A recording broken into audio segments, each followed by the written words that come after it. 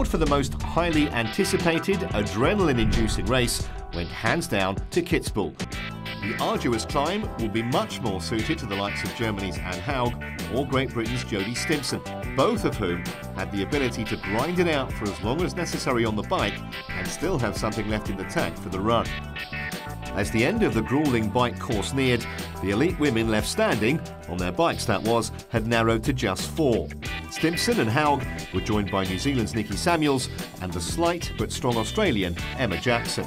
Stimpson had her eyes set firmly on the finish and never once looked in danger of falling behind. Jodie Stimpson, for the first time in her career, will get to hear her anthem in a WTS race.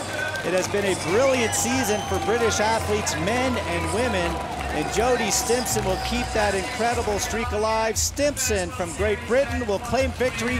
1:03. When we asked her at the press conference a winning time, she'd said about 1:10. She blew that away today.